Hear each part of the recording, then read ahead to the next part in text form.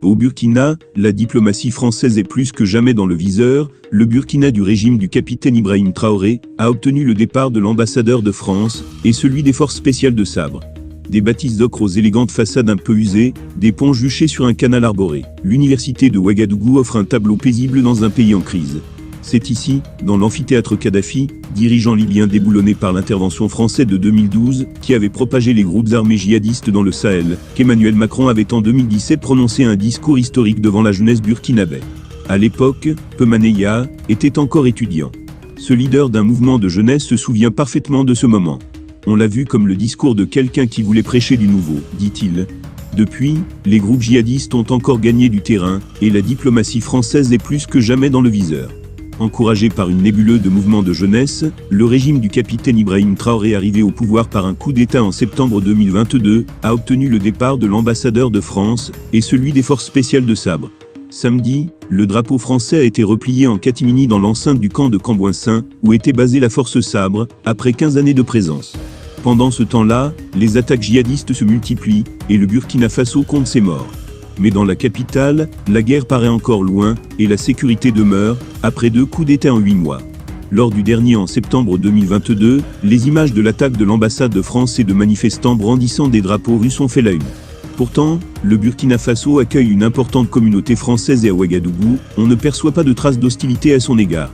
Les griefs à l'encontre de l'ex-puissance coloniale sont certes nombreux et partagés à divers degrés. Refus de reconnaître les crimes de la colonisation, arrogance, soutien à des régimonies. Les dirigeants français, pour mobiliser leurs opinions publiques, parlent de sentiments anti-français en Afrique. Ce n'est pas juste, estime Pemaneya. Les Français sont des amis, des frères, ils sont très bien accueillis. Beaucoup sont là, dans nos quartiers, ils vivent les mêmes réalités, ils comprennent ce qu'on dit. Fermez les guillemets, mais les jeunes ne supportent plus cette politique française condescendante et paternaliste. Moi, je critique la politique française, mais je n'en ai rien à cirer des Russes, et il y a plein de gens, comme moi en Afrique, ajoute-t-il. L'analyste burkinabé Mamoudou Sawadogo partage cette opinion. C'est la politique française qui est décriée, mais pas les Français. L'attitude résignée de la France va peut-être calmer les choses. Dans un contexte de mobilisation contre les groupes djihadistes, les voix nuancées se font toutefois discrètes. Il y a une majorité silencieuse, qui n'a pas forcément la possibilité de s'exprimer, souligne l'expert en relations internationales Oumarou Polko-Alaga. Quand vous parcourez les réseaux sociaux, les médias, il y a confrontation d'idées et tout le monde n'est pas dans l'optique d'une rupture totale et brutale avec la France. Malheureusement, ces personnes ne sont pas celles qu'on entend. La minorité bruyante, elle, se satisfait d'une première victoire, le départ des soldats français, et fait bloc derrière le régime. L'impossible est devenu possible, se réjouit Lassane Sawadogo, leader du Front pour la défense de la patrie, FDS, l'un des mouvements pro-régime, qui organise des manifestations régulières, où fleurissent les drapeaux russes. Je demande aux Français de comprendre que nous n'avons pas de problème avec eux, même le président Emmanuel Macron, on ne le déteste pas, mais on déteste ce système, que ses ancêtres nous ont imposé, et dont il est la continuité, assure-t-il.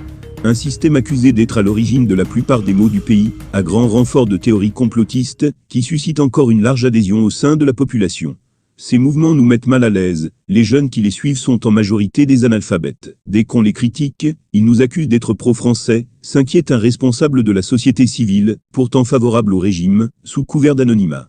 Selon Oumarou Polko-Alaga, le régime a besoin de l'adhésion d'une certaine opinion, mais dans les faits, il ne veut pas aller plus loin, et la coopération avec Paris continue. Lassane Sawadogo, lui, ne baisse pas la garde. Les Africains ont compris que l'indépendance, ça ne se négocie pas, ça s'arrache. Et malheur à Macron s'il n'a pas compris ça, et que toute l'Afrique se révolte, ça peut tourner mal.